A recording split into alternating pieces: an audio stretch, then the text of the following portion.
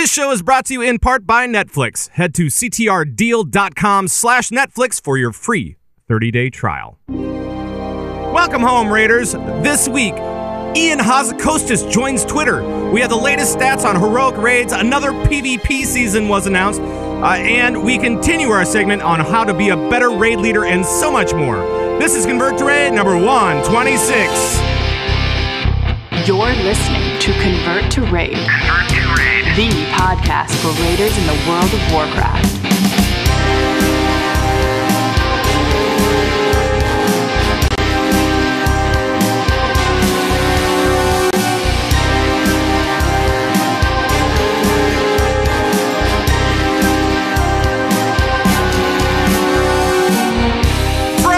Convert to Raid Command Center in Minneapolis, Minnesota. Today is January 12th, 2013, and it is now 11:17 a.m. Central Standard Time. Thank you so much for joining us from all around World of Warcraft land, and hello. My name is Pat Crane. I'm your host of the show. I'm also called Zug around Airy Peak, US, and yeah, I'm still raiding, still doing the thing, right? Yes. And the players are definitely here. Maybe a little sleepy because it's West Coast. It's morning. They're tired. We'll go to slippery Seattle, the Emerald City. It's Dairies. Hey, Dairies. Slippery Seattle. Is it still slippery? Is it wet out? Is it raining? Well, it's not August, so yeah, it's still raining. We had yesterday. It was man, the heavens opened up right before the football game. We had hail and we had gale force winds and everything. It was crazy. I was pretty sure I was done for. Wow. But I made it. I'm here. Well, I'm glad you're here. Fortunately or unfortunately. I'm glad you're here. Well, let's go to La La Land, to Hollyweird, California, to our funky monk, Koltrane. Hey, Koltrane. Fortune cookies say, Oh boy. if a paladin doesn't get a pay raise, he may go on Crusader strike. Because it's like strike, but it's also an ability called Crusader strike. No, I get it. It was gotten. You see? You're a You think goofball. if we just ignore him, he goes away? No, I will never go away. No, I'm here forever. We've done this 2.5 years, and it's never happened so far. I'm guessing it's never going to happen. I got 10 out of 10. 100 out of 10 bongos out of the chat room. That was sent 100? Yes. I don't know that was sent in by Captain Awesome of CTR Galleon. Wow. I would like to argue that tune name for sending in a fortune cookie like that, there's no way he's Captain Awesome. He is Captain Awesome. He's the ultimate in awesome. All right. Look at this. Ruler said 10 out of 10. My son, the Paladin, lolled. That's awesome. There you go. There you go. You have 10,000 out of 10 bongos. Those aren't even real numbers. All of those are invalid. That's impossible. No, it's mega damage bongos. Right. Mega damage bongos. I like it. I like that. Thank you, Dave. Well, thank you for your participation as always, and we'll move on. Let's talk about what happened this week in WoW for us. And Dairies, let's start with you. What have you been up to, man? So we did a bit of raiding with the Asvarius Initiative last Sunday night. We killed a couple heroics. We went and cleared out, and we killed old Gary. First time my druid had killed Gary on normal, not flex or LFR or anything like that, but because I've missed all of our Garrosh kills due to moving and all that stuff. Like yeah. So let me give you the big applause. I'll give you the big applause. Sure. But first time my druid had killed it, and what drops? But the agility BOA staff. I know you really freaked out for a little bit. You were like, "Oh my god, I can't believe this." Well, I had spent almost all of Tot and the previous tier with like an LFR version of the agility staff because none ever dropped. Like we never saw anything again. Yep. So to go in and the first time I killed the boss, he drops the best in slot weapon was pretty amazing. I actually heard the audio of Dairies being so excited. He was so jazzed. I heard him just go, "Yay!" And I was like, "Wow!" Like I could tell you were really really fired up. I've never heard you that excited. I think it may have been, I mean, slightly less than that. I mean, he underplays things a lot, so it's just a little bit less. The energy was just through the roof. Right.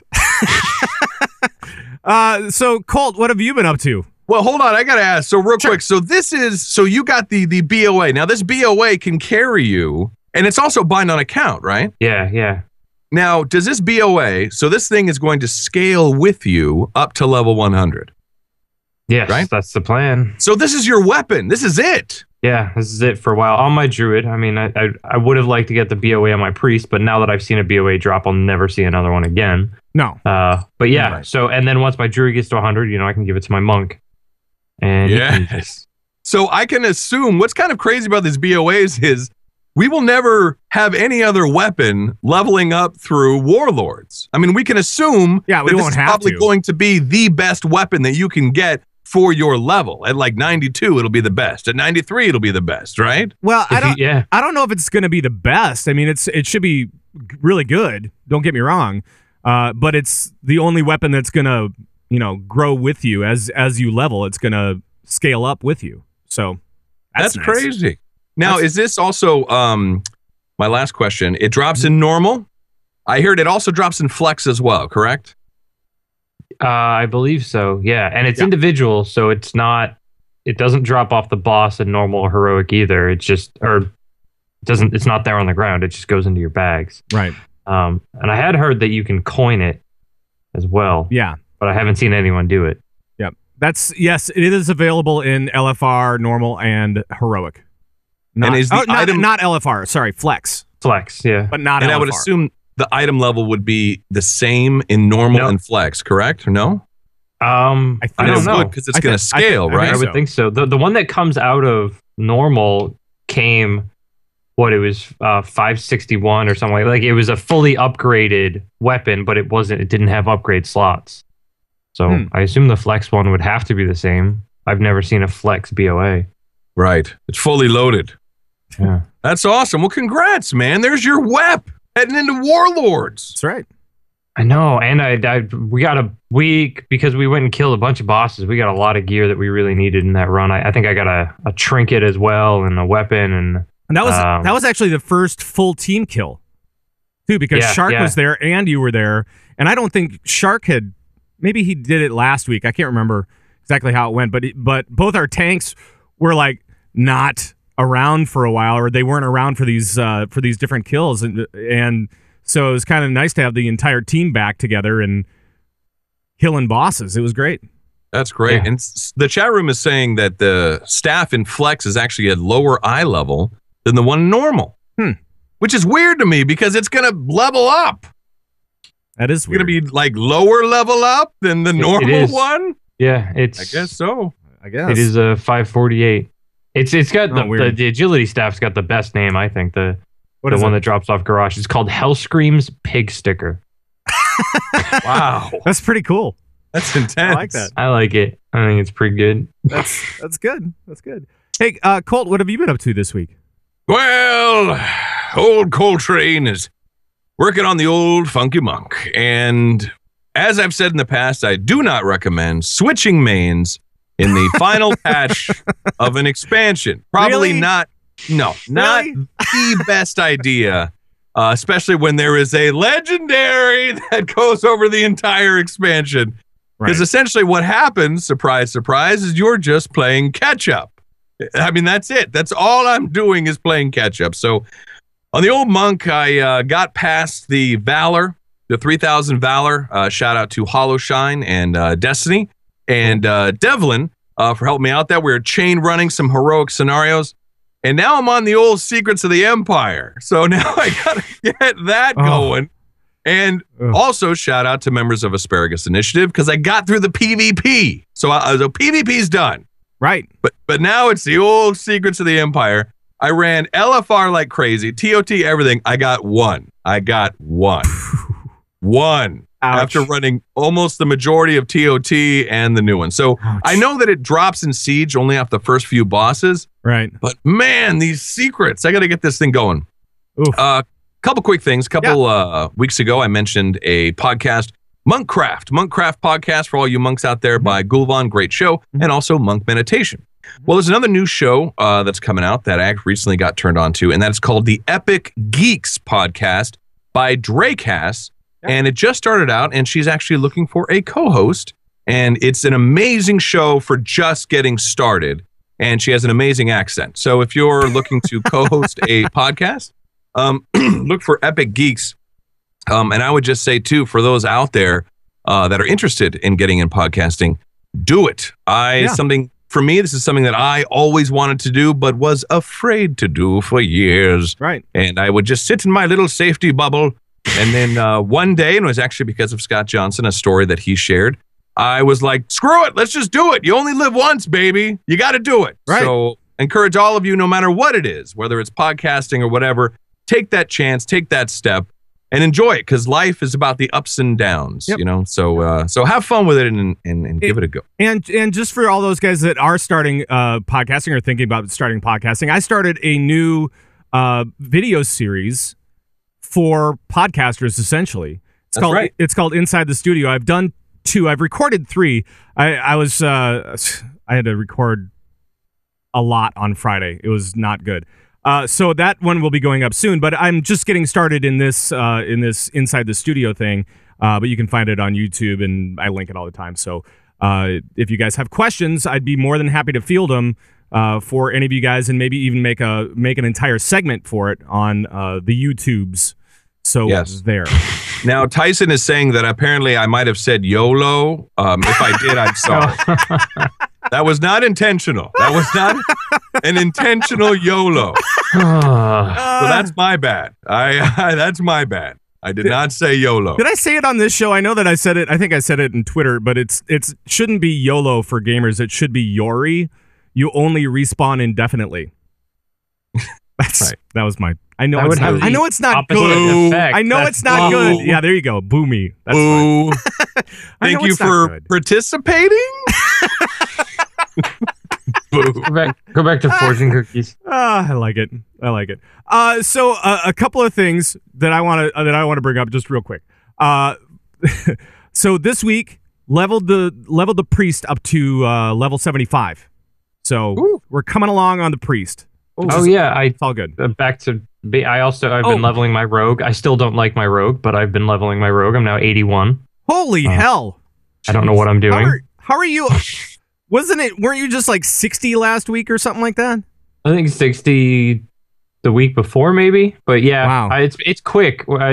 It's a dungeon or 2, a couple quests, and it's a level. Dungeon or 2, couple quests, it's a level. I mean, there's a lot of dungeons in that area, so yeah, do all the dungeon quests. It does seem to go pretty quick. I guess I'm not spending all that much time with the priest, but I'm like doing hour here, a couple hours there, something like that. So now that I hit 80, you hit that wall where the heirlooms stop working. So yeah, there's like 40% extra experience. So now it'll go slower. Right. Well, you gotta get the elixir, right? That drops off of the rare spawn in it's over by the Alliance PvP place in Karagath or Kar? No, it's Krasarang? Yeah, it's kind of in that corner. If it's Krasarang, it's like the northwestern corner. It's actually on the other side of the wall, though. So it's in one that I haven't seen yet. What are you talking about? What elixir? There's an elixir that you can take where you can get 3 times the XP. Yes. What? And are you kidding me? Yeah. So you just go grab a friend that's a level 90 or something like that, and group up with them and just start killing mobs left and right. Jeez or Louise. Load up on quests, fill up your quest log, then drink that and get like 3 or 4 levels.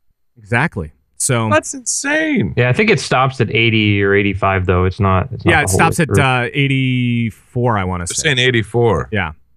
Holy cow. Stops at 84, but I mean you can level up all through Wrath doing that. Yeah. And what? That's pretty good in most of Kata, actually. So that's not bad at all. It lasts for an hour? Yeah. Yeah. All right. That's insane. The other thing that I want to bring up is that next week is the CTR Guild anniversary. Woo! It's the CTR year anniversary, January 19th through the 26th. We're doing a bunch of different events for it. And Colt, I know that you and I have gathered a couple of sky golems. Yes. I think we have like 3 sky golems that we're going to be giving out during that week in various ways. Thank you, by the way, to those guys who donated those. Yes. Fantastic. Big time. Those are great prizes. What are they going for? Darius, what are they going for on the server? They're like 18K, right? No, they're down around like 15 or 16 now, yeah. That's still a lot of gold, man. Change. Yeah. Yeah, that's more than I have on any of my tunes, I think, all put together. It's more than you've ever had total if you add up all the gold you've ever had. I think that's more than I've had since like vanilla, like up until now. Yeah, you're right. Yeah. But that's insane. So thank you so much for the donations. That's gonna be great for the guild anniversary. That's right. And if you want to check it out, you can always go over to Signals Media to the forums over at signalsmedia.com or forums.signalsmedia.com. Check out the events in the CTR Guild. There's a whole section for the year anniversary stuff and everything like that. We do have a letter we have a question about the guilds. And Koltrane, I was wondering if you might be able to read this for us before we get into all the news and stuff like that. Sure. This is from Adorani from Amenthal in Australia. Yeah. It says this: recently, a lot of my friends that I have used to play WoW with have decided to leave WoW, hence making our guild die. So a lot of the time I find myself jumping around Stormwind or leveling alts to pass the time away. While doing the odd LFR, yes, I've tried joining a few new guilds, but none of them seem to have the community that I used to enjoy in WoW. I'm just curious if there are any CTR guilds on Airy Peak that are more suited to an oceanic player. Early morning US time, I presume. I just want them old school feels of a community, not just a populated guild where nobody talks / helps each other out. There we go. Do we have that? Do we have that in CTR, gentlemen? Darius, you know the answer to this, don't you? Yes. Wow. We have lots of players from Australia join us. Yeah. We have players all over the place. Yeah. I mean, I'm a night owl, so I'm up usually pretty late. Like last night, leveling my rogue, and there's always people on. There's always people talking or questing. I mean, there might not be hundreds of people on, but there are still people on. I mean, usually on any given time, even at our slowest times, there's 30 or 40 people on across all of our co-guilds. And I know we have oceanic raid teams. Yes. We have people in Mumble at all hours. Yeah. So yeah, there's a spot for you. I know that I was actually had a little bit of insomnia this morning. Well, I woke up early, I should say, and I couldn't get back to sleep. So I jumped on, played a little while, and chatter was going on in guilds. So I mean, people are on at all times. It really is true. So feel free. I mean, and what I'll say is, if you don't believe me, that's fine. You can just come on to Airy Peak. Join the guild on a new tune, start a new tune, just check it out for yourself. And you can get all the information on requirements and blah, blah, blah over at converttoraid.com/guild. That's right. Lots of Australians, lots of oceanic. I'm sorry, they have the best accent and they're all hilarious. I don't know, they're born with this amazing sense of humor. They're just all hilarious. That is, pretty much. They are definitely a fun group of people to hang out with. Plenty of oceanic right. in the guild. Right. And one announcement before we move into the news as well, and I guess this could be news, but it's not rating news necessarily, that Blizzard has changed their customer support callback, or they have now a customer support callback for everybody that wants to do customer service. And instead of calling a number, you just use the support site on battle.net to request a callback. Pretty easy, right? Yeah. So... Yeah. That's great. Yeah. It's better than just sitting on hold. Yeah, a lot of companies are going to this now. It's just it's better. You don't have to sit there and you just wait for the callback, and it helps them prioritize better and know what's going on and where people are at. Yep. So. Yeah. I mean, I did enjoy listening to the Blizzard music, like the Russell Brower Orchestra playing while you're waiting. Right. That was nice, actually. I found it very relaxing. But now you just kind of on the website and you say, "Hey, give me a holla back," and then they'll holla you back, and they'll say YOLO. They will. They'll say holla. That's a place. That's a place in. Never mind. No. Not gonna go. Boo. Yes, Boy, another boo. bad. Another boo. What? Batting 1,000 What? today. Like Yeah, Koltrane, like Koltrane has the market on bad jokes. That's right. Let's go. Yeah. I almost am longing for his bad jokes at this point. You know, the Energizer Bunny got arrested. He was charged with battery. I don't know if you knew that. And with that, we're moving into the rating news. Calling all raiders from around World of Warcraft land. This is rating news. Oh, man. All right, it's time to check out what's happening with rating news around World of Warcraft. And up first, we have Heroic Siege of Orgrimmar progression. This is MMO-Champion and other sites have been keeping an eye on how progression is going for Heroic Siege of Orgrimmar. We talked about other stats last week about the number of raiders kind of going through, and it seems like it's the same as Throne of Thunder, at least the first few months. And now we have a new breakout of stuff. Dairies, you're kind of the numbers guy around here, because I know that it's not me, and I don't think it's Colt either. We just do bad jokes. So when you look at this, what do you see, I guess?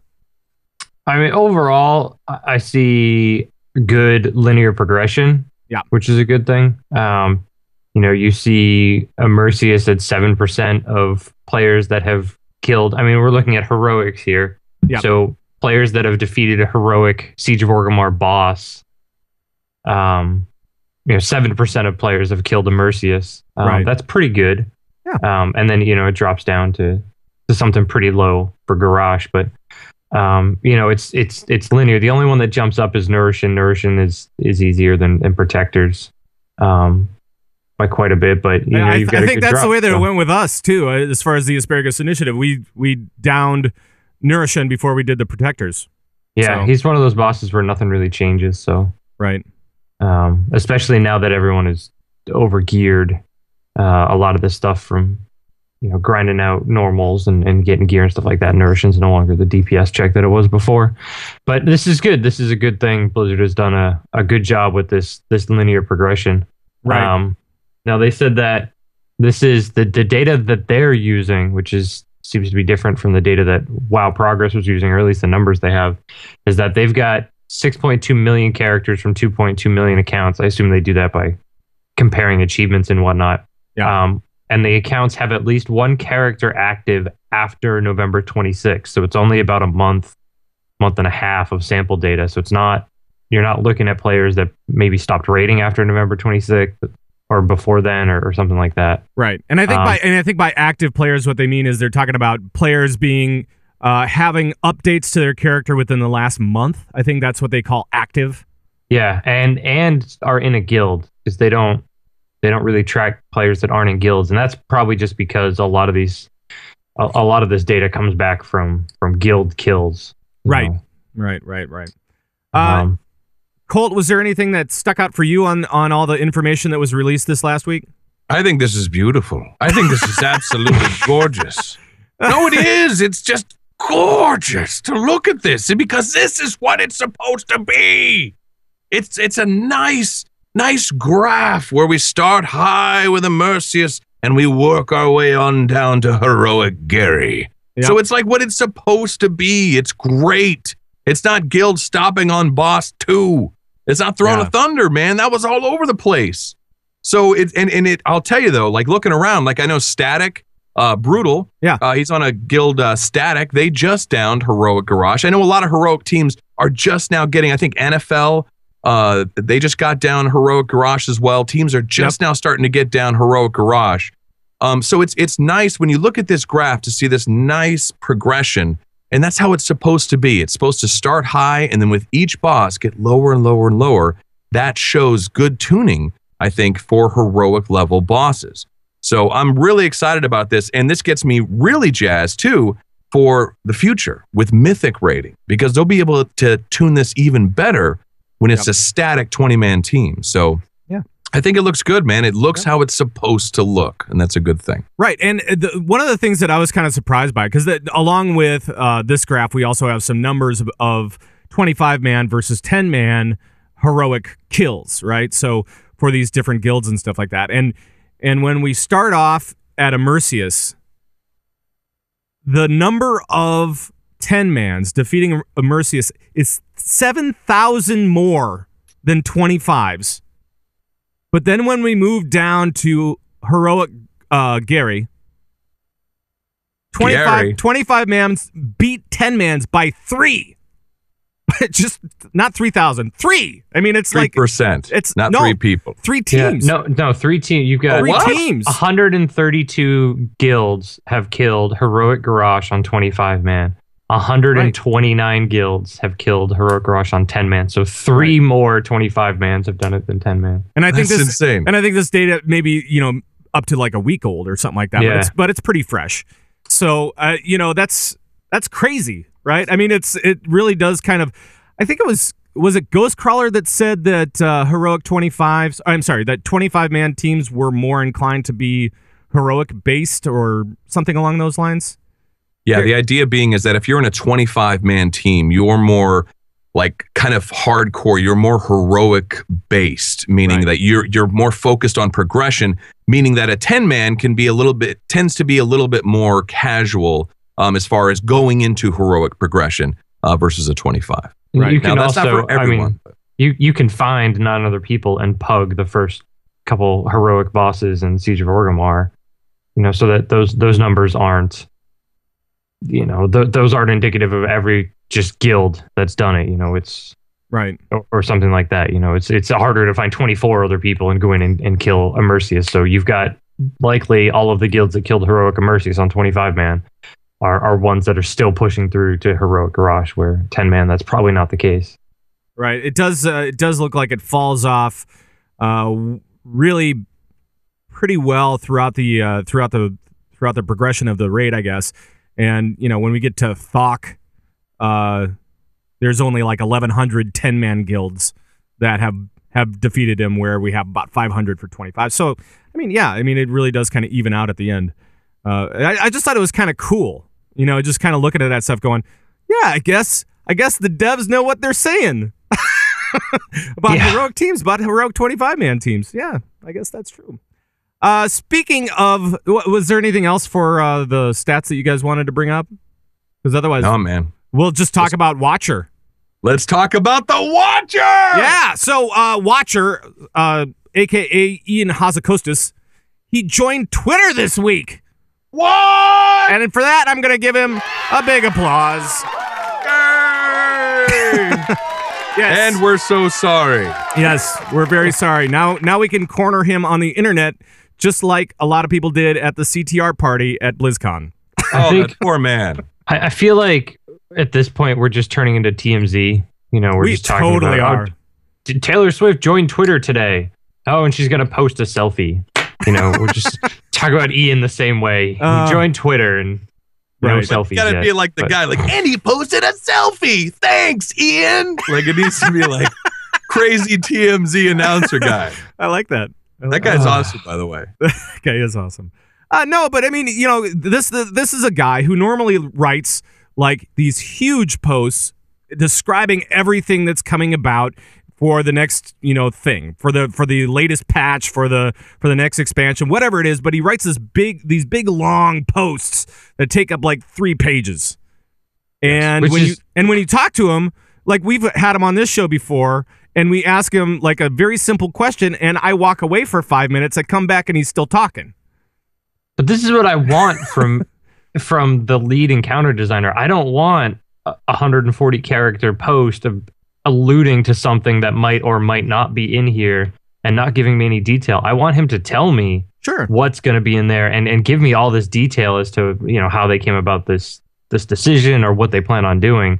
I don't think this is a great medium for someone like Ian. But he can give detail, and in some of these tweets, yes, some is like not, it's more obtuse, but some is more detailed. I would rather have him there than not.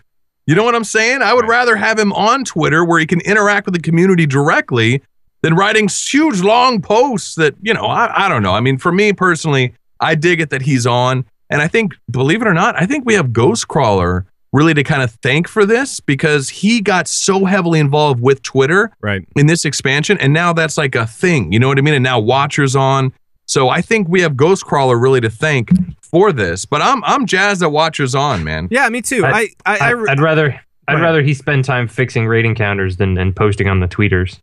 Well, I mean, he's not the only one on the team, you know. He's overseeing the team that is fixing stuff and making sure things work and all that kind of stuff. And we see the same thing from Celestalon now with the class related stuff. Yes. And system stuff and whatever. So I'm kind of glad that Ian's on Twitter. I would rather him be a part of it and say, hey, no, just a quick note, this. And my first tweet to him was, Ian, do you think you can wrangle 140 characters? And he was like, yeah, I think for 140 characters should be plenty. He ran out. Yeah, that was awesome. That was pretty cool. See, he's spending time answering tweeters like that instead of that was his first one. Bosses. That was first one. No, but he was talking about some other things. And by the way, guys, if you want to follow him, he is at Watcher Dev. That's Watcher DEV. DEV for the end. But he was commenting on a few other things. He commented on somebody's question about nerfing Siege, whether or not they're going to be nerfing Siege. And which tends to happen towards the end of an expansion. They tend to do a big, giant blanket nerf so everybody gets to see that content. Or down those bosses. And that's something where you don't necessarily need a huge post or anything like that, right? And yeah, I mean, you do when you actually go and nerf the place, you do need a post saying you've nerfed it. A Twitter message of 140 characters saying, I don't know, maybe. But that's not a post. But that wasn't his response. It wasn't yes, we are, and here's when, and here's how, and all that kind of stuff. No, it was, we're keeping an eye on individual bosses, and so far people are still making steady progress, and so we're holding off. You know? So it's nothing. So why make a post at all? There's nothing to report there. So but if people are asking, and nobody's saying, and nobody's saying anything, then if we're gonna respond to everything people are asking, we'll spend all of our time making Twitters. I don't think he's responding to everything. I think he's responding to pertinent questions for an encounter designer. Follow Dairies at Grumpy Today on Twitter.com. That's right. Jeez, Grumpy Face. He woke up on the wrong side of the country or That's something. right. I don't know. He wanted to wake up in Boston. Be happy. You got that BOA already. staff, buddy. That's right. All right. It was so last week. Well, let's talk. What? Because I had to play my rogue. That's the thing. I made myself do it, so now I'm grumpy. No, I'm just. I don't see why we need all of this. I think having the developers and the community manager and those guys on Twitter is great. I think giving us targeted information is great. But once you get everyone and their mom that at Blizzard on Twitter responding to everything, it's just noise. Sure. It's just people responding to things with incorrect information or with really ambiguous information, and then it just makes this awful conversation where people just speculate. I totally agree with that. I totally agree with everything you just said there, because there is a difference between a lead encounter designer on Twitter versus somebody in the team, or like 3 people in the team on Twitter. There's a lot of difference between all that. And with a leader on Twitter, you can get a pointed response, and it will be clear and hopefully concise enough for Twitter, anyway, to at least answer those questions. It's when you get everybody else beneath them and you're following everybody else on the team and they're all saying different things because they all know different parts of what's going on, then that becomes noise. Yeah, I totally agree with you on that. Back with, I guess it was probably this last tier release, someone on one of the teams on Blizzard released information as to the end of a PvP season or something like that, but it was incorrect.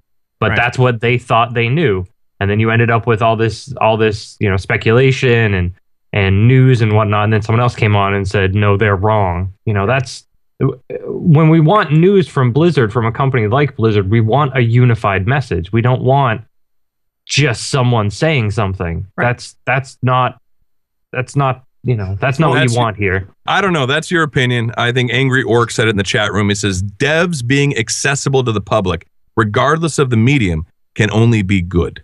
And I completely agree with that. And I think lead devs, especially, these guys know how to handle the press. And so they know how to handle themselves in the public eye, and they know that they're going to be scrutinized, and they know that, everything that they say is going to be kind of, if they drop something that's news, that it's going to be in the news. They know that they're being heard. So I don't think I understand your concerns, but when it's a lead developer, I don't have any problem with that. Yeah, I'm fine with the devs and things like the heads being on there, but it's like I said, it's when you get everyone on there and you just get all this noise and all the speculation, and you get what people think now, even people that work for Blizzard that don't fully know what they think. You just get a lot of nonsense instead of the information that we need and they want to convey to us. You get this muddled message. Sure. So. I don't know what you mean by everyone. This is I don't know. It's like I said, we had with the previous raid tier, we had someone that wasn't on the arena team, or they were like an art designer or whatever. We're like, oh, the new season's ending soon or ending next week, and it turned out that was wrong. It's like, well, then you shouldn't have said anything. So you're referring to one tweet from last season? This is just an example. I mean, gotcha. we see this all the time. A couple weeks ago, I think Lore made another post about explaining something else. I think it was like the flex system or something that we've seen 100 times in tweets and other blue posts. And it just seems like there's no longer this central message from Blizzard. We're getting all this information from different places, and one will say one thing, one will say another, or the message changes from week to week. Sure. And instead of waiting to say something, they're just leaking information, via Boo Plus or Twitter. I'll take umbrage with that one, because the community managers are there. They are talking to the developers and getting the message clear before they write anything. So when you talk about Lore and Zaram and Bashiok and those guys are in talks with the developers, and they craft the message together. Sometimes there may be slight miscommunications. That can always happen, right? But for the most part, those guys understand that they are there as a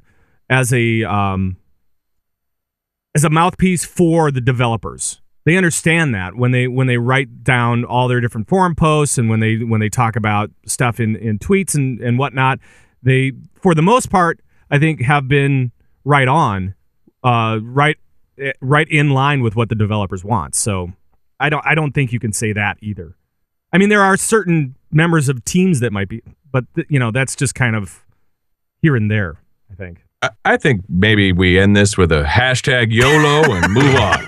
I think so too. I think so. We can debate this in the forums. That's always the perfect place for it. All right.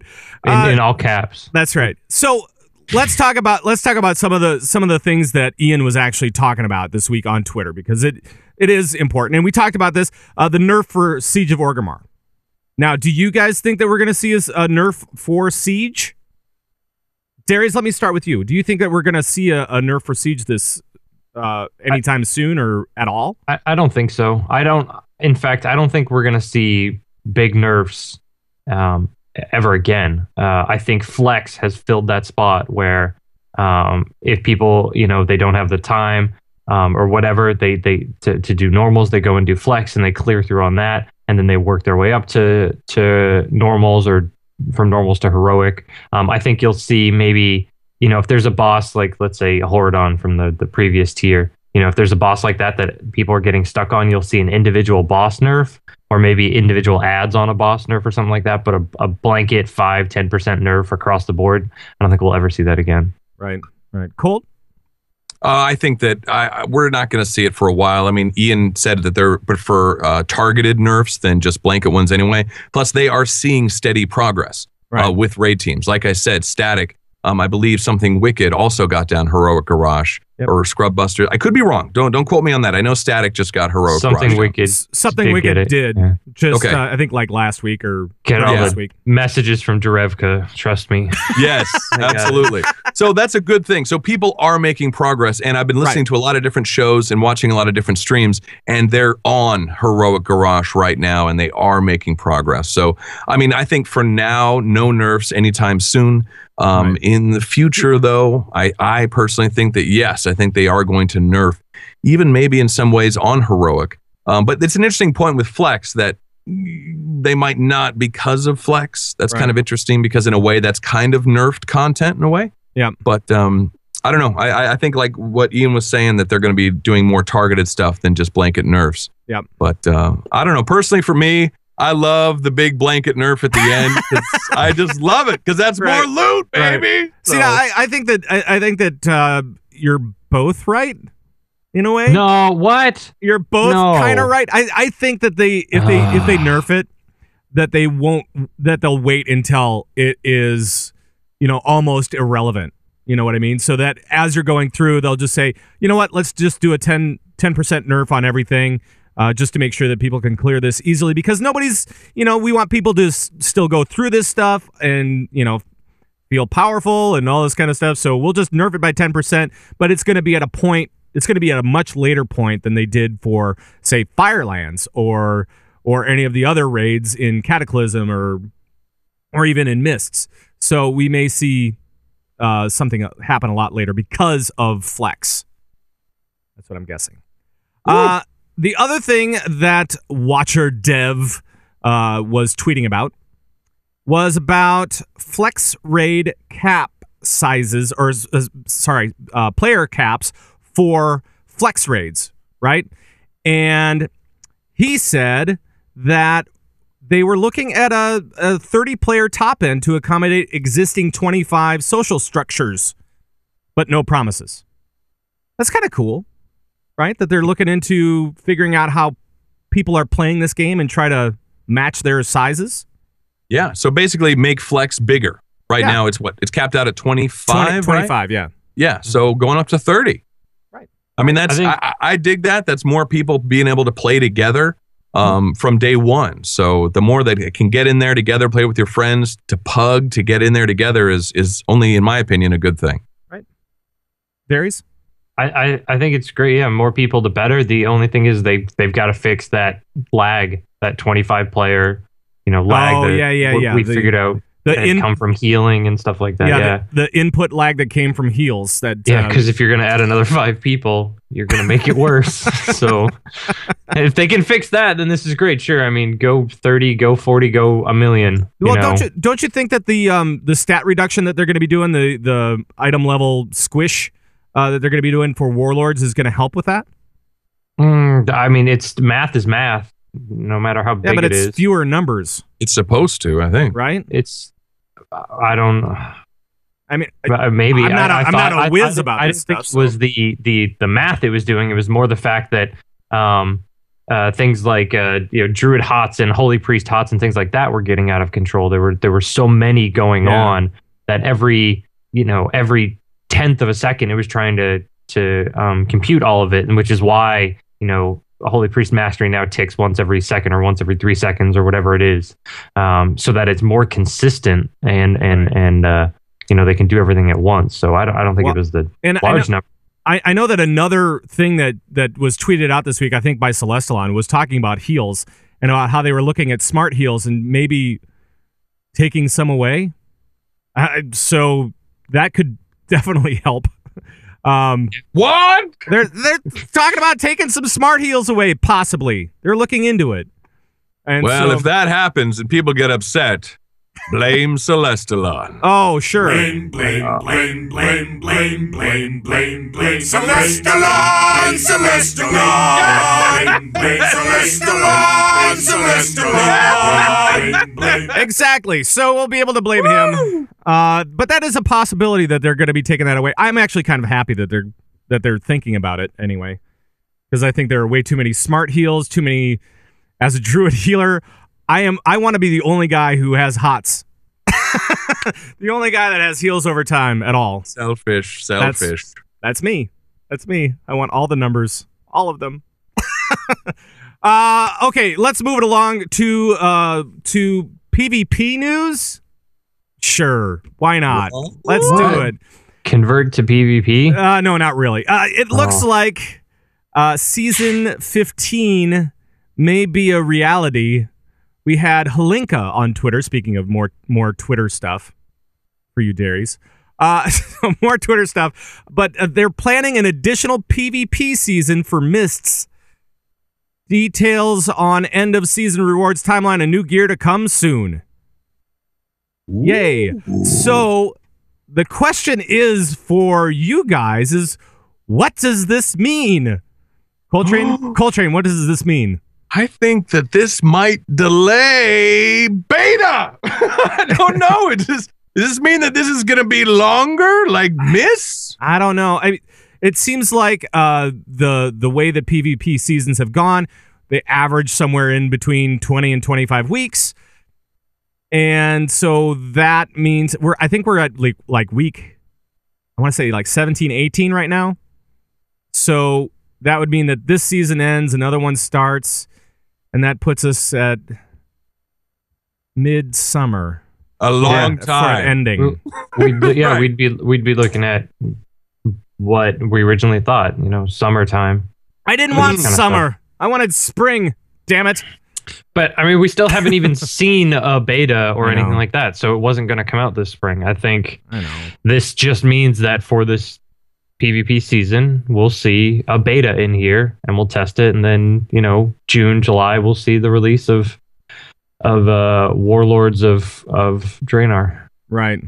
So, I mean, keep in mind too, like some people in the chat room are wondering if this PvP season will push the expansion back. No, that means that basically what we thought, it's always, the expansion is going to come out when it's going to come out. Adding another PvP season is not going to push anything back. It just means that it might not be as close as some of us thought it would be. You know what I mean? Right. So that's like, when I saw that, I was like, no, but the good news is I might be able to actually get my legendary on my monk in time. So that's wait, what's your monk's name? I can't remember. I believe it was. Are you ready? I'm ready. Walk Fu. We will Walk Fu. Yeah. All right. Yeah, I'm ready. Why would I ask if I wasn't ready? In the funk of the nasty monk. There we go. Yeah, so what I had hoped was that at BlizzCon, they'd be like, hey, here's the new expansion, and it's going to be the beta's going to be playable tomorrow. That's what I wanted. That's what I wanted. That's what I really wanted. Blizzard's not Apple, though, They've never done that, so, the content's been fast and furious, this expansion, faster than any other. I mean, they've been busting out these patches and raids. It's been going like crazy. So that's why I just assumed the expansion would be the same way. And in fact, Ghostcaller even said that they're farther along in Warlords than they were in Miss at this point. Right. So we would see, even if this came out in July, we'd still see it 2 months earlier than we saw the previous expansion. So that's faster. It's 2 months, but it's faster. Not soon enough. Yes. There's still so much content to see. I mean, we just looked at the numbers. Only 300 guilds total have killed heroic Garrosh. There's still stuff to do. 300 guilds out of how many 3 million. So how many guilds do you think will crush heroic Gary before it's all said and done for Mr. Probably Pandora? At least 5 or 6 more. I mean, right. That's perfect. Right. I mean, is it like, talking to Derevka, they just downed Garrosh, and he was like, great, we killed Garrosh. Now we have all these mounts to farm and BOAs. People still want stuff out of this. If the expansion came out tomorrow, you'd feel like, wait, I didn't have enough time. I think that's what a lot of hardcore raiders would think. Wait, sure. I still want to get my mount. I still want to get my meta. Right. All this other stuff. But there's people that are like, but I want a golden ticket now. Like Veruca Salt. Yes. Exactly. Yes. Shut it, Veruca. Yes. All right, Veruca. All right. So I don't know. I think we'll see a beta soon, and you can get your fix through the beta. I need soon. it. I need it. And you want to know why I'm excited about Warlords? Of course, it's the new expansion, but they're talking about removing ability like button bloat, right? Which means rotations might be changing. The way classes feel and play might be changing. Do you guys think, when they've done this in the past, they might do these class changes before the new expansion hits?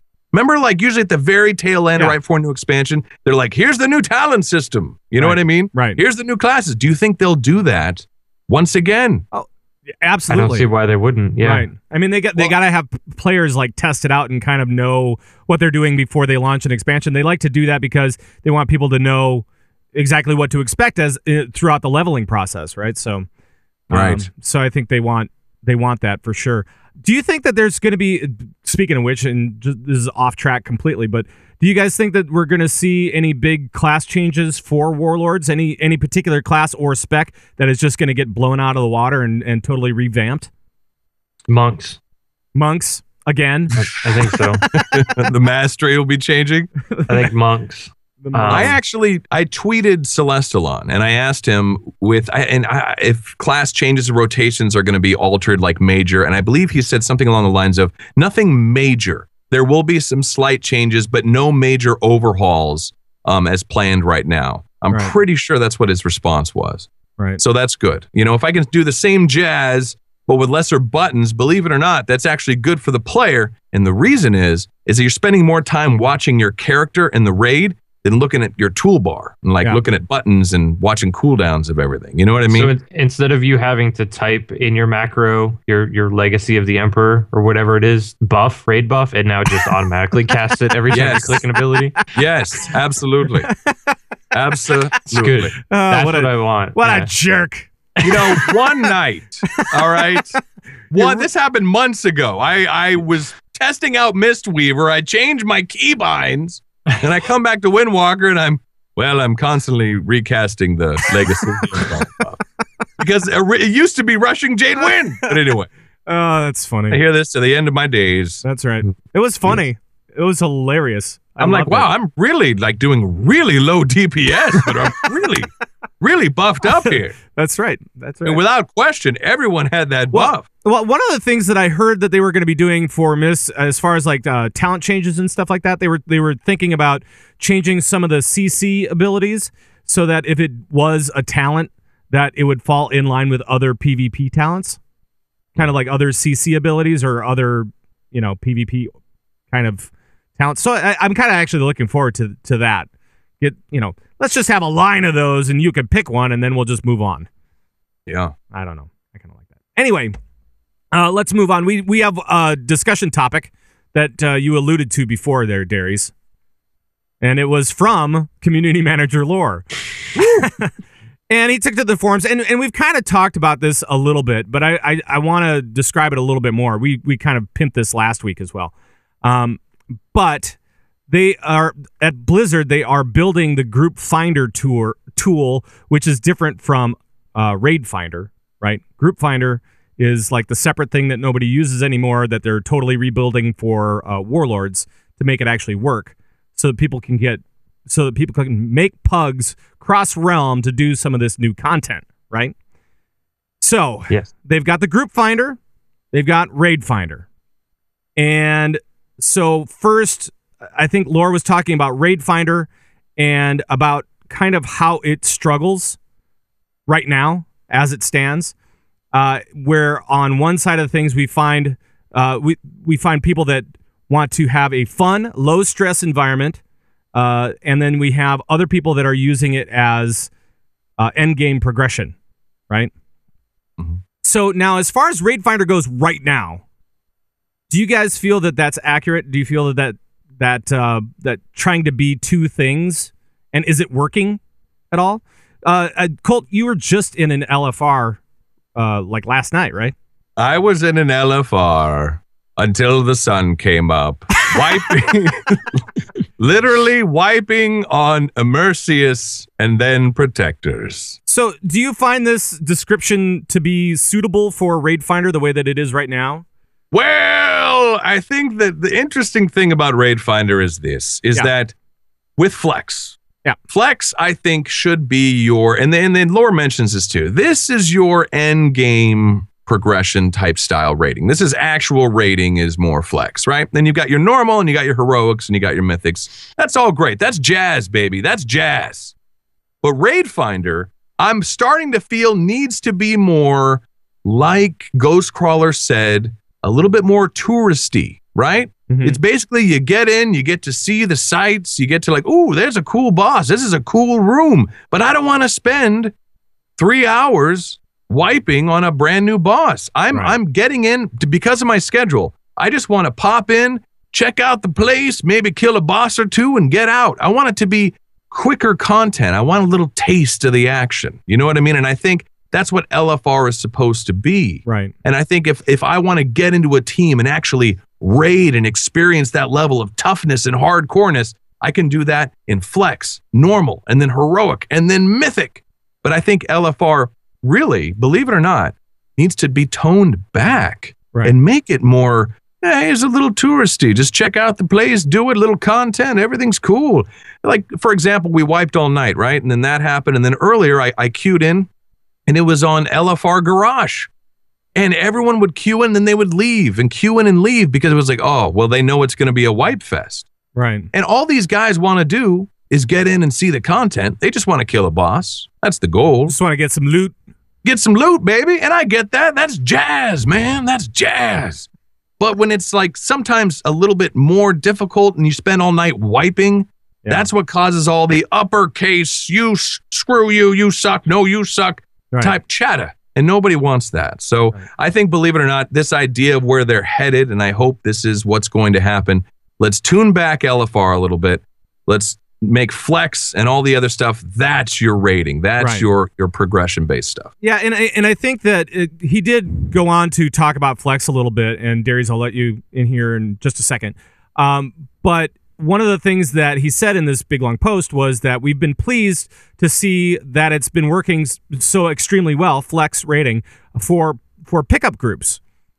And so I think that all of this feeds into LFR a little bit, and especially the frustration of LFR right now.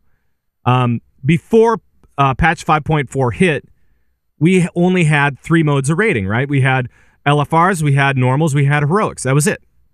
And so you'd see normal and heroic raiders go back into LFR to maybe collect their tier, collect any trinkets or something like that they wanted to get.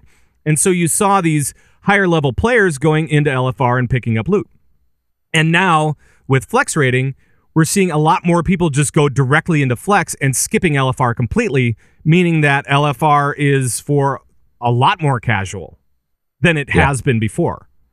Right. Darius, what do you... So go ahead. This is, lore says there are 2 sides to Raid Finder. One is the people that want a low stress environment to see the content. Right. And 2, it's end game progression for a lot of players. For right now, What he does not say is that this is a form of gearing up at this point.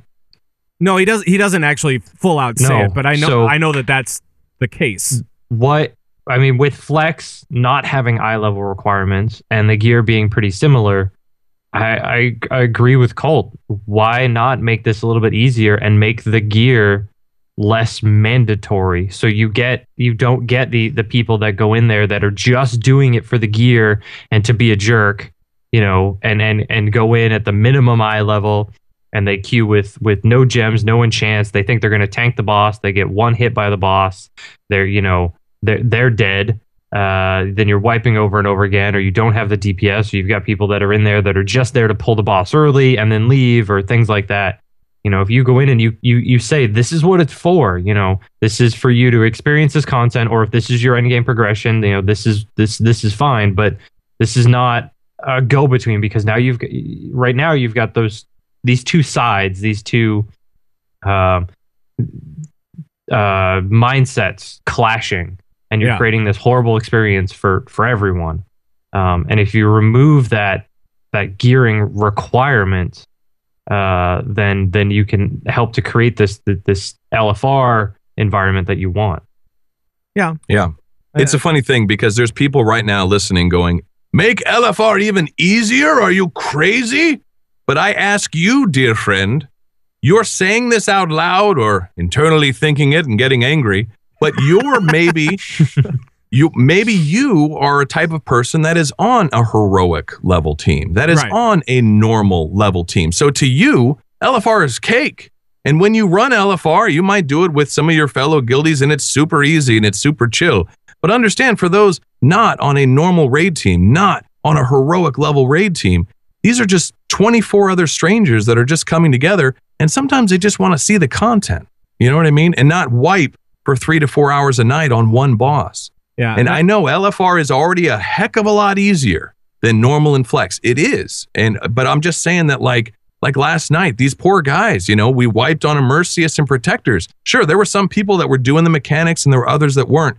Let's just make it a little bit, I don't know. It's just something to consider. Like we all get all fired up and passionate because it's our own perception of things. I'm doing this and LFR is easy, so you're an idiot, but just consider the other sides to it. Right. And other people in it. Let's drop LFR in difficulty so people can experience it the way they want. Drop the gear and use something like dungeons like they used to be your pre-raid gear. Something like that. Let's bring back 5-mans or scenarios and use those as your pre-raid gear. I miss the days. I hated it, but I miss the days of grinding out dungeons, mid-patch to get gear or something like that. Yep. So let's do that. Use Flex as your way to get gear for a raid, not LFR. And I think that Blizzard has heard people as far as dungeons go, as far as the dungeon concern. It sounds like they are planning to have pre-raid dungeons essentially, or something to go along with each of the rating tiers, and that's awesome. That's great. And so I think we'll see more dungeons. I think that what they did with gear levels as far as LFR goes for this for patch 5.4, I think was pretty good, because it brought people only up to, essentially it was a little bit better than normal rating for Throne of Thunder, right? So it wasn't a huge upgrade or anything like that from normal Throne of Thunder to that, and it was not that much. You could still get item level 522 from Valor, so you could just collect Valor and get all this gear too. So I think that they've done a lot of things right for LFR, but the problem is now difficulty is probably too high because you're not attracting those heroic and normal players right now. So they're looking at it. And at the end of Lore's post, he said, in summary, if you're looking for meaningful endgame raid experience, we'd like you to do Flex. If you just want to see new stuff, then LFR is going to be the place for you. So, and especially as they build this group finder tool, they're really looking into what Flex means versus what LFR means. And I'm glad to see it. Mm-hmm. Really. Yeah. Because with this cross-realm thing, this new group finder, people can post a thing saying starting a Flex team for Warlords of Draenor. And you can just join that Flex team. And it's all cross-realm. So it's a lot easier to get into. It's going to be a lot easier to get into Flex teams with this new group finder than how it is currently. You know what I mean? Right. Anything else that you guys want to say about LFR? I think we're going in the right direction anyway with it, which is good. And I think that people that are getting bent out of shape about it getting easier or whatever is, does this really affect you? Exactly. Yeah. If it doesn't affect you, then maybe you shouldn't get all bent out of shape about it. Right. That's all I'm saying.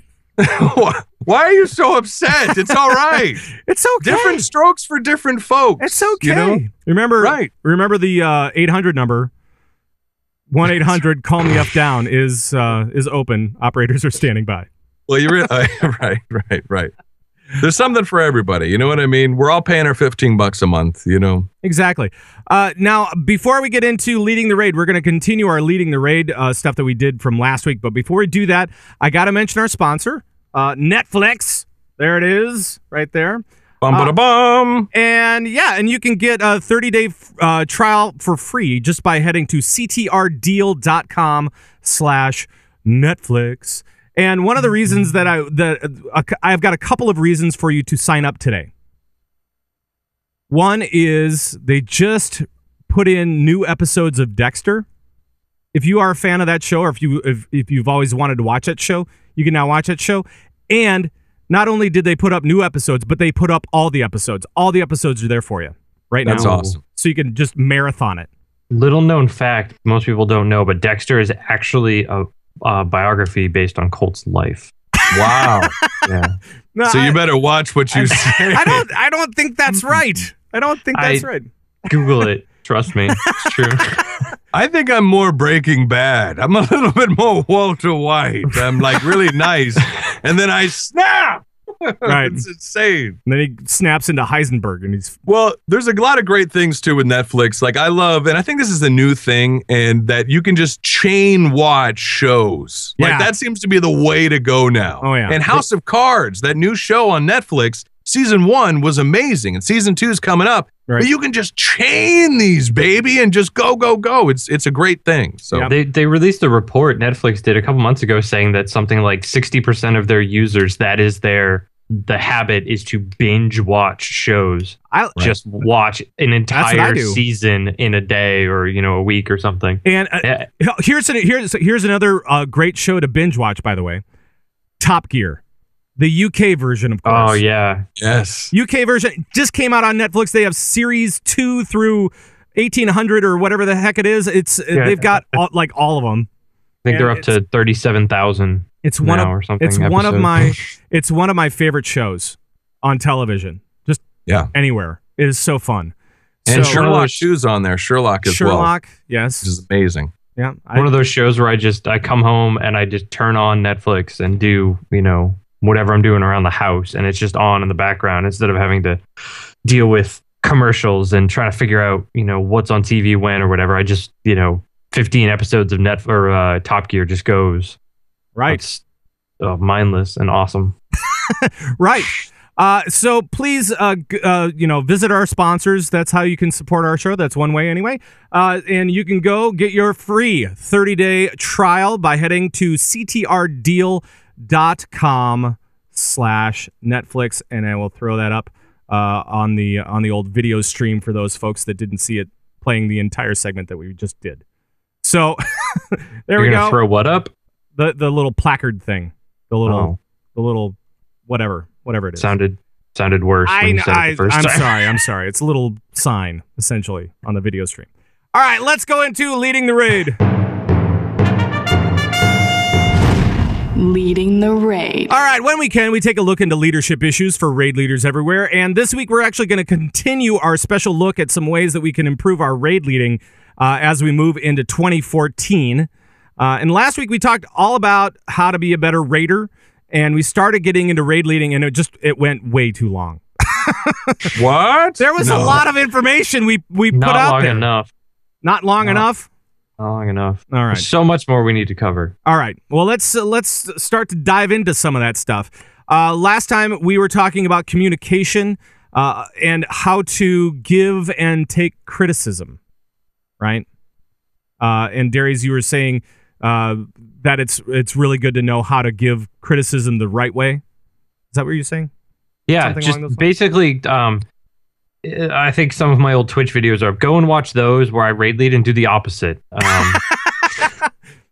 Constructive criticism is key. You can't just be yelling at people without offering a solution. But you also have to be able to take it yourself. If you're not doing a good job, and someone tells you that, and it's true, you can't just get angry and shrug it off or whatever. You need to be a good leader. You need to be able to communicate everything that's going on. But you also need to make sure that your raiders are communicating. Right. Right. Yeah. If no one is saying anything, that's not a good thing.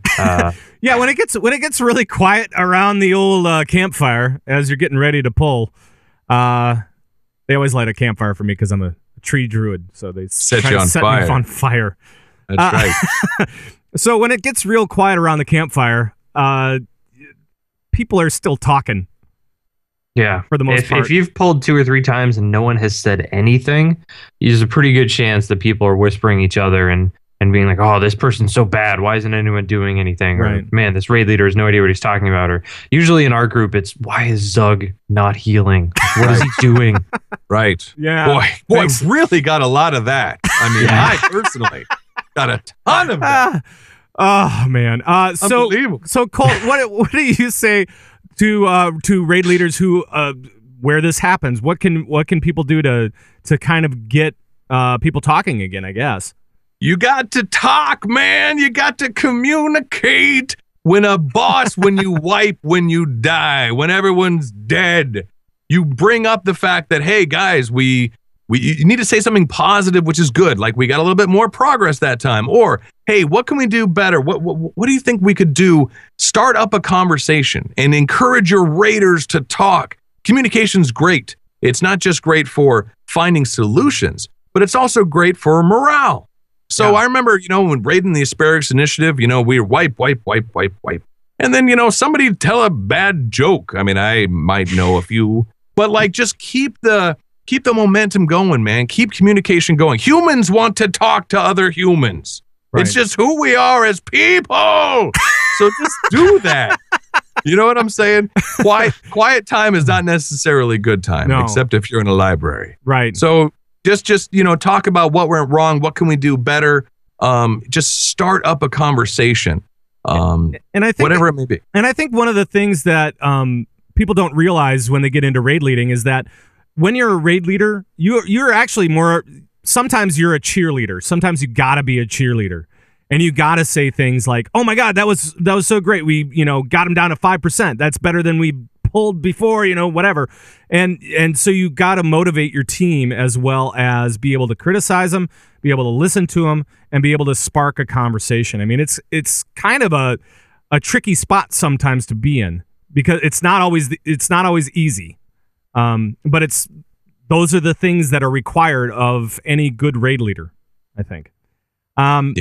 Anything else you guys want to say on communication at all?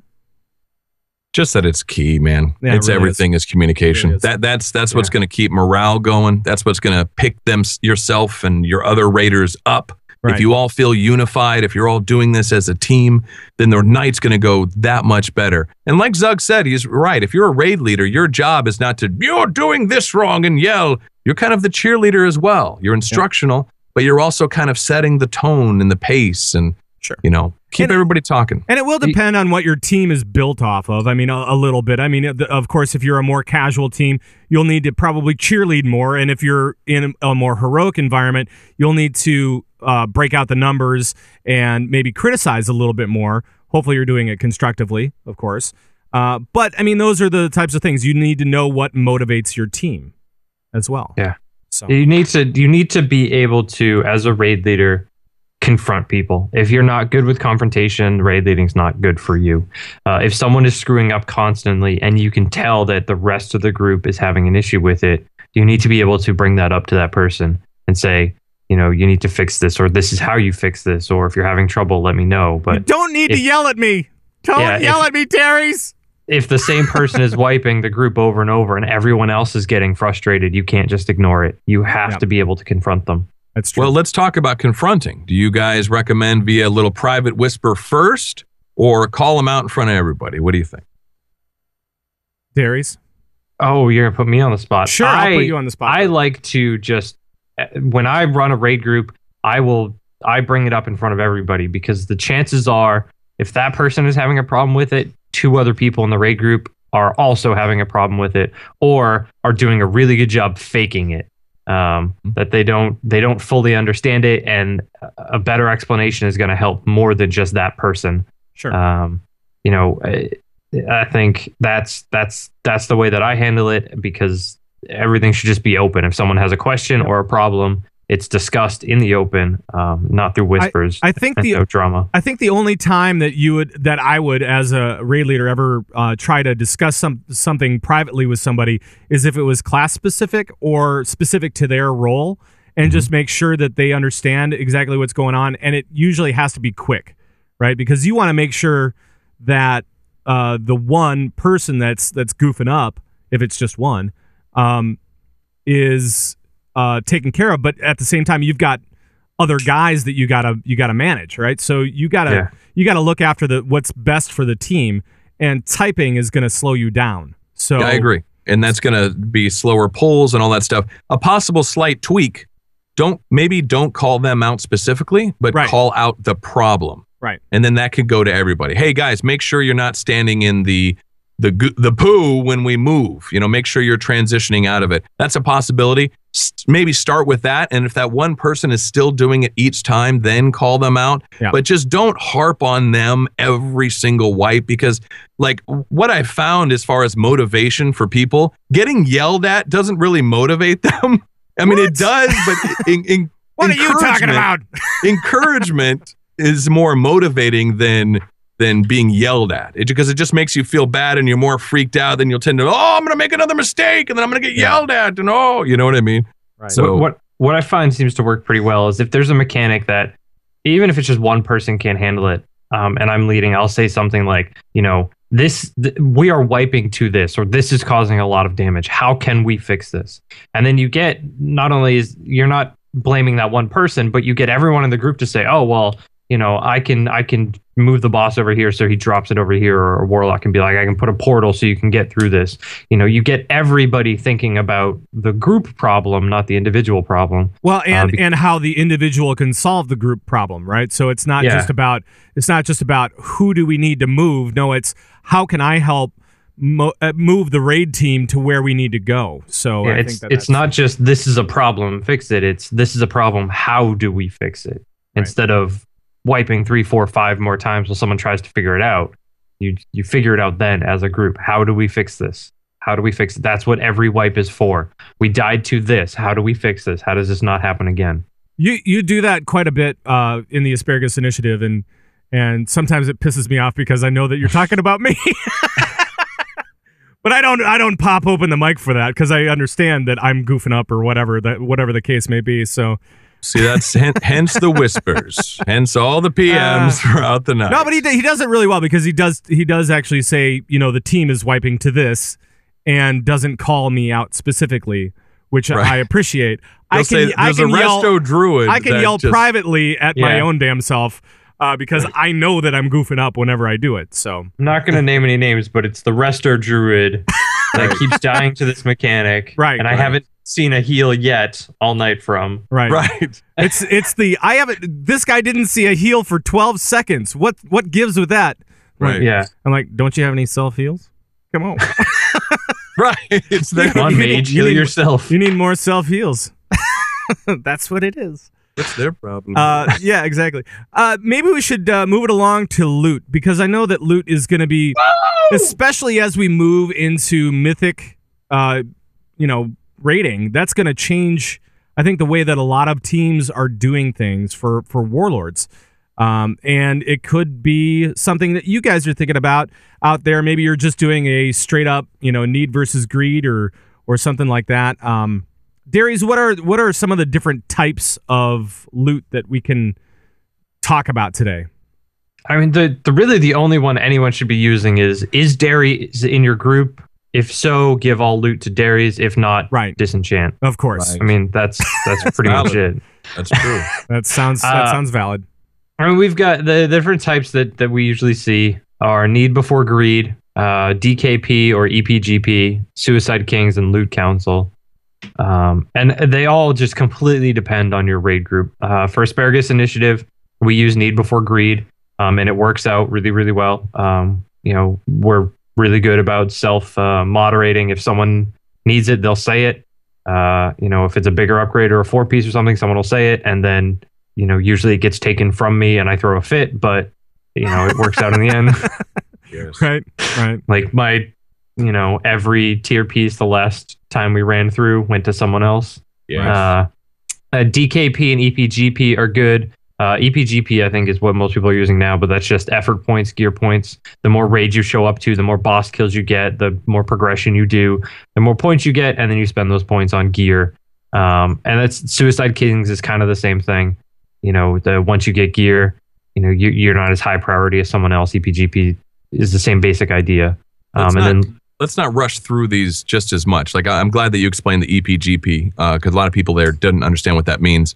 I would just say, and forgive me for interrupting, but Suicide Kings is an idea that you randomly roll and there's a list, and whoever's at the top of the list, once they get loot, they then go to the bottom of the list, but then they slowly go back up that list. So you're guaranteed to get loot at some point. Right. But go on. Yeah, it just means that if you haven't gotten gear, the basic idea is if you haven't gotten gear in a while, you will get something. The problem with EPGP and Suicide Kings, though, is people will bank points. People will know that, bracers or gloves or feet dropped or a ring dropped, and it is a best in slot for them, but they know the next boss has a weapon, and they won't roll for 2 or 3 bosses. They won't ask for loot for 2 or 3 bosses because they know they want that weapon.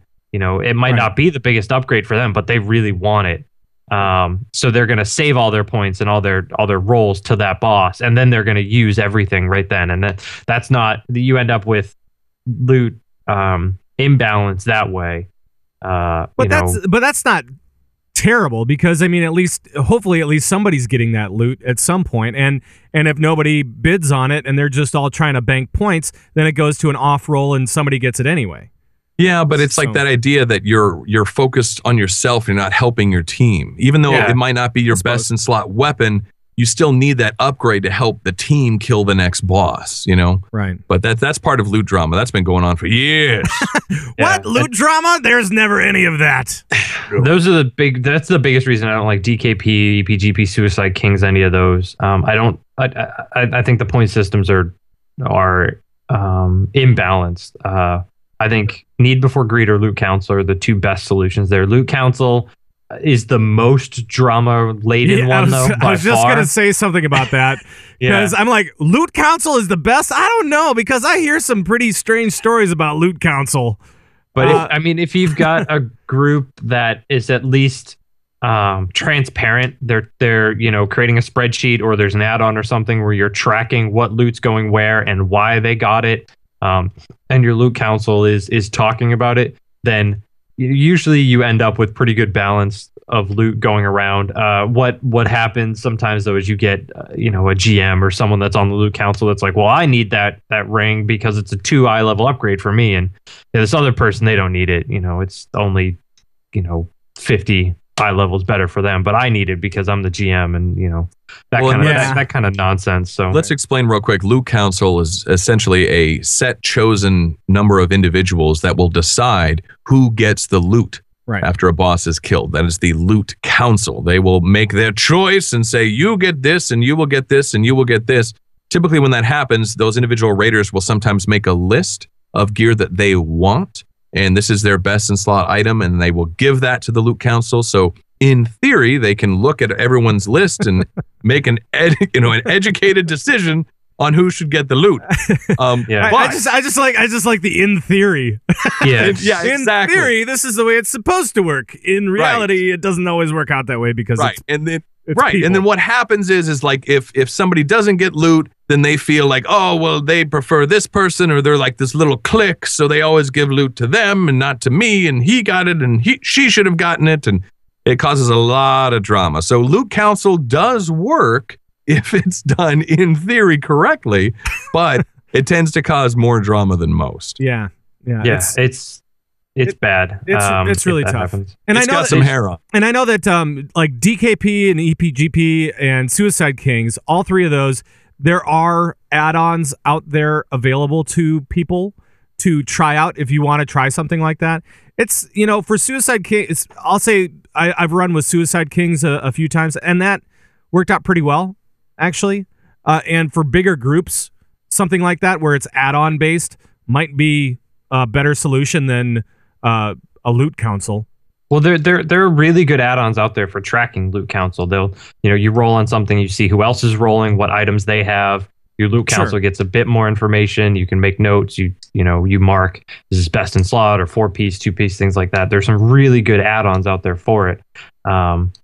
So I honestly think if you are progression based heroic raid team, you've got officer core or loot council core that you can trust. Loot council is the best way to go, especially if you're progression based. You know that you need on the next boss, your tanks need a certain amount of health or a certain amount of mitigation. So you don't want to be giving an item to someone that's been banking points and is now going to roll on a trinket, that's, you know, going to be much better for your tanks or your healers on this next boss that you're progressing on. DKP, EPGP, and Suicide Kings don't account for those kind of things. Sure, but what do you think? What is best? What is going to be best for a more casual group? That's like, I mean, I know we're talking about mythic rating here, but it could really be any rating. Maybe somebody's just looking at getting into lead rating. Leading the raid and for Warlords, and they don't know exactly where they're going to be yet. They hope to be in heroic content anyway, and maybe they'll move into mythic at some point. So what do you suggest for loot rules for somebody like that? I honestly think if you're raiding, and whether you're more casual or more hardcore or whatnot, if you're raiding 2 or 3 nights a week and you've been doing it for 6 months, you're all friends there. So need before greed shouldn't be that big of a deal. You should be able to self-manage. You know, if someone's being a jerk about loot, then, you know, maybe they're being a jerk in general and it's not the best spot for them. But I really like just need before greed. And, you know, you /roll, and if you win it, you win it. And if it's a bigger upgrade for someone else and they say it, then you give it to them. Right. You know, you're looking out for the team, and you're being a good guy. That's that communication. If one weapon drops, 2 people need it, and they both have the same need of it, then they just both do a /roll. Whoever gets the higher roll wins. And a lot of times that can be drama free, which is good because you got an equal chance there. But I think you're right. I think and Darius would know, of course, more than the rest of us. But from watching streams, the majority of like hardcore heroic level teams do a loot council type of thing. Right. But I think the need before greed's great. I used to run a Suicide Kings thing with an old raid team back in Cataclysm. That actually worked out well too, because you knew that you were at some point going to get loot. Right. And everybody wants loot. And I think, you know, especially if you have like a lot of people pugging in. If you have people pugging in, I think one of the things that I will tell you, no matter what loot style you're using, please tell the pug, whoever's coming in, make sure to tell them what your loot rules are. That is one of the most important things. I think it sets everybody up to a certain expectation as far as how you're determining loot. Yes. And I know that we've kind of been bitten by that a couple of times as things kind of go. We didn't talk to the person when they came in to see, you know, what they would need or whatever. And we run a pretty loose group. But there were some best in slot items that went to the person who pugged in because they rolled and they won. Unless it's me, then it just goes to me. That's fine. If I pug in, right, we're good to go. No, but you gotta lay down the law, right, Darius?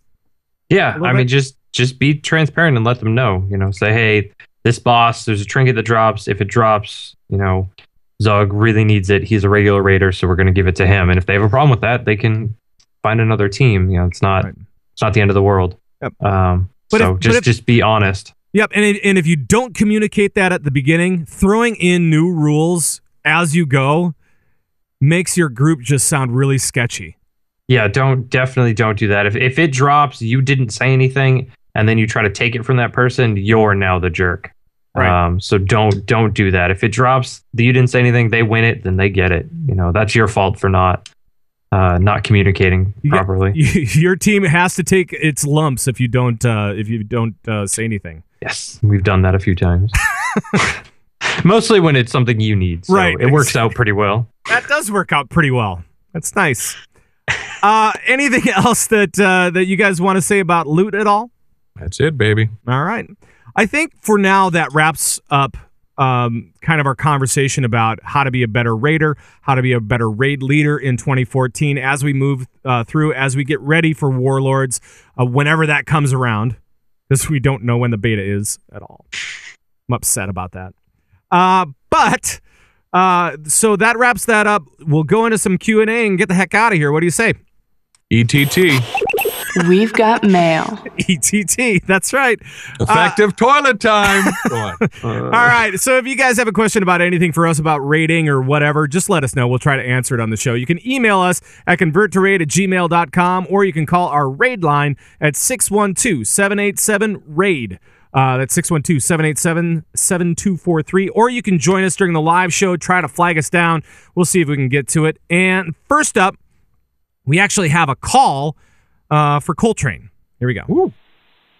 Hey guys, this is Vaindeal from Airy Peak. I just have a quick question. Since you guys took the week off, I decided I was going to listen to some of the old podcasts from way back in the day. And I was listening to episode 20-something, and Koltrane was obsessed with asparagus even back then. So my question is this. What is up with Koltrane's obsession with asparagus? Why does he have such an affinity for it? Thanks, guys. Thanks for the show. All right. So thank you for the call. And Koltrane, what's up with you?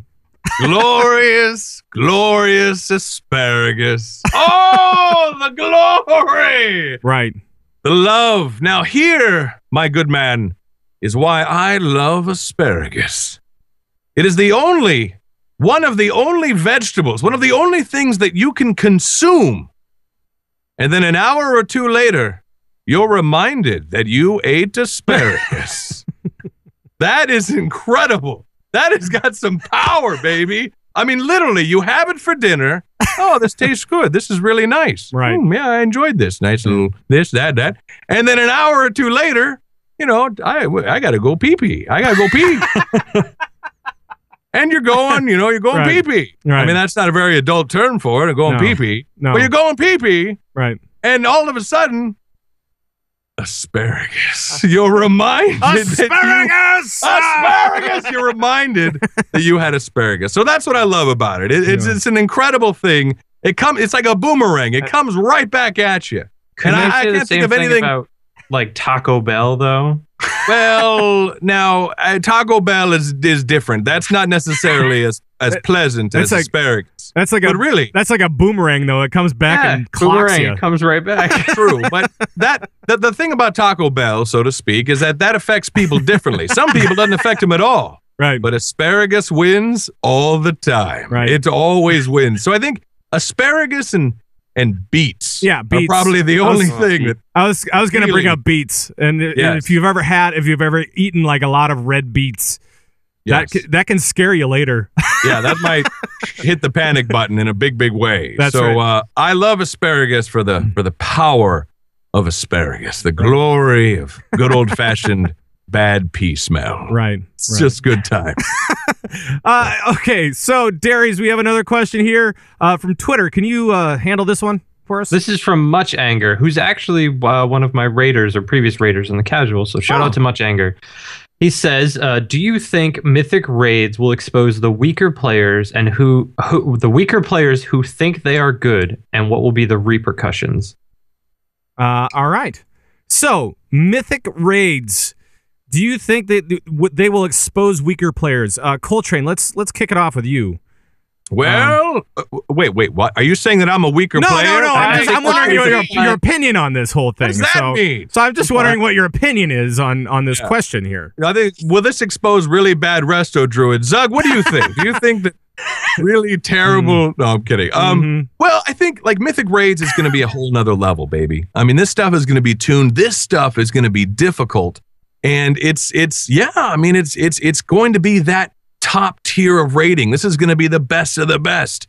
And I think that one thing that we've seen in raids that have been successful is when it's more about player responsibility. That's been a big thing that people have really liked. Like Heroic Lei Shen. That was all about player responsibility. You know what I mean? And that's kind of seemed some of the greatest encounters that we've had on people from Blood Legion, from Method and all that. Those encounters that they loved were the ones that were about player responsibility. So I think we're going to see quite a bit more of that in Mythic. So I think, yes, I think that you will be able to see maybe, and look, that's how it is in every raid team. You've got real strong players, you've got some weaker players, but what the strong players need to do is encourage the weaker players. Sure. And not just yell and scream at them. We encourage them because, we can all be better as a team if we're all playing at that amazing level. And I think one of the other things that people don't really know yet is how much we're going to be changing spec. With all the changes for gear and with all the changes coming up for Warlords, it seems like it's going to be a lot easier for players to switch specs midway through the raid or kind of whenever they want from boss to boss. And I think that Mythic raids will show some people not to be a well-rounded player. That's for sure. Like for me, if I was asked to, switch into Feral, I would suck at that. Resto Druid, I'm pretty good at. I actually got, by the way. You're a great Resto Druid. By the way. I'm sorry. I was just making a little yoke I know. there with Spags. I know. So I just want to say, I think it was, I got ranked 7th DPS for Resto Druids on Shaw last week. Right. Last okay, week. you're a DPS. terrible Resto Druid player. That's DPS. terrible. I was a pure combat log on that one. That's awful. That's your old joke, by the way. That is. Yeah. So there. No, but I think that people changing specs is going to be kind of the thing that where Mythic will really show not as well-rounded of a player for sure. I don't know about weaker, maybe, but I think less rounded for sure. Dairies, your thoughts here? I don't think we'll see that big of a change. I mean, Mythic is going to be really tough, but Heroics are really tough. If you're a cutting edge player and you're doing all this, pre-nerfs, pre-fixes, all that stuff, you're doing it the hardest it can possibly be. I think you'll still see, as you do now, players will get more gear and they'll be able to compensate for mechanics with gear. So weaker players will still be able to do that. I think the top end guilds are still going to have the best of the best. Right. I don't think that's going to change anytime soon. Yeah. So I don't think we'll see that big of a change here in weeding out weaker players or anything like that. I think it'll stay pretty much the same. If not, just be a little bit tighter. Sure. Tighter tune. So it might take an extra week or two to kill something. Right. All right. I'm curious, actually. Bay in the chat room from Final Boss mentioned Mythic 20-man, single ladder. Asian servers are actually going to be on the same system. Is that true? I don't know. Because right now, the Asian servers have like a separate thing. They get like more loot and more like whole bunch of extra jazz. They get two lockouts. Their loots is on a different eye level scale. They have a very different system over there, and I think that Warlords actually does play into them playing on the same system a lot better because of the individual lockouts from normals to heroics to mythic and all of that kind of stuff. So I think it plays a little bit better into what they already have going for them. But wow, I'm not sure. All in the same system. That's great for the race, baby. That's really great for the race. That's awesome for the race. That is something that I think that people were really, kind of missing this time around. My question, too, with 20-man Mythic, right? So they're saying that they're going to tune these encounters. You're going to need all different types of classes, right? Mm-hmm. So you can't just stack nothing but warlocks, right? Or nothing but rogues for this fight, But it makes me wonder if one of the things that you're going to need to do, like, will multi-spec classes be more in desire than pure DPS? Like, for example, on my hybrids? Yeah, the hybrids. That's what I meant to say. Yeah. Thank you. The hybrids. Are they going to be like, on my monk, right? I'm doing DPS. But on this fight, it's best if we have an extra tank so I can switch to Brewmaster. Right. Or it's better if we have an extra healer so I can switch to Mistweaver. I wonder if hybrids are going to be more in demand because you can kind of help stack that way. You know what I mean? Yeah, I hear you. I think that there's probably going to be some specific things just for the DPS classes as well. And maybe that's what they really want out of this because they do have so many changes coming that we're gonna have to see things for mages to do, things for hunters to do, and rogues and warlocks. Well, they said spell steal for mages for sure, so that's a good one. And so maybe hopefully there's going to be a lot for everybody to do, but those hybrids are going to have a lot more roles to play. So that's what I think. Dairies, do you have a answer to that? You'll just be able to stack priests and blow through every boss like normal. Boom. Done. All right. Yeah. All right. Well, with that, we have to get the heck out of here, guys. We do. So I'll play Dairies' favorite song. And let's give a little shout out to listeners who recently gave us some 5 stars. And Darius, you said we only had 1 on iTunes? No, I'm listening to music. I'm good. Yeah, we had only one on iTunes. It's embarrassing. It's Warcraft Panda. It's With all two it's all H's. about quality. Quality, not quantity. Quality. We have quantity over on Stitcher, though. And no we have quality. a bunch over on Stitcher. Isn't that right, Koltrane? That's right. We got Shot 'em All, Azua, Donkey Thong. I love that one. Yeah, Donkey Thong. Donkey Thong. Yeah, Gotta admit, that's pretty creative. that is pretty cool. Donkey Thong. Mhm. I mean, holy cow. I mean, what do you jump? You're not jumping over barrels on that one. I'll tell you that. Oh, boo. Whimsy, Amanzi, Winfred CTR, and Parnor of CTR. of CTR. It looks like Pam. It looks like an M. When I- you put the R next to the N, it looks like an M. I know. I hear you. Any shout-outs this week here, fellers? I have a shout out. What's your shout-out? I've got a shout out to Little Fist from Bloodhoof. I was in LFR and I got a little whisper and they said, "Hey, Wakfu, love the show, listen to the show." And I was like, "Hey, thanks for listening to the show." So shout out to Little Fist from Bloodhoof. Oh, What's on an LFR? that's lovely. We Yes, really... that was the same LFR that we were wiping, I think, constantly over and over again. Nice, So, nice. Well, we cannot do this show without you guys. Thank you so much for taking the time to rate us on iTunes, The One Person, and Stitcher. And thanks for the feedback. Thanks for the questions. Thanks for the comments on YouTube and on Gamebreaker TV as well. Thank you for the thumbs ups and all that kind of fun stuff. We do read that stuff, just so you know, and we enjoy it. Please feel free to join us in all the conversations we're having ever. And you can do that in a lot of different ways, but I'm going to bail out on the music. just going to Aw. bail out. Yeah, I got to bail out of Dairy's favorite song. Yep, grab a pail and bail. That's right. And I'm going to play Eat more kale. this one. All right. I haven't played this one in a while. Now that's jazzy, baby. Ooh, that's It's jazzy. finger snapping music is what it is. Mm. I like it. All right. You can always email us at converttoraid@gmail.com. You can call us and leave comments and questions. Comments?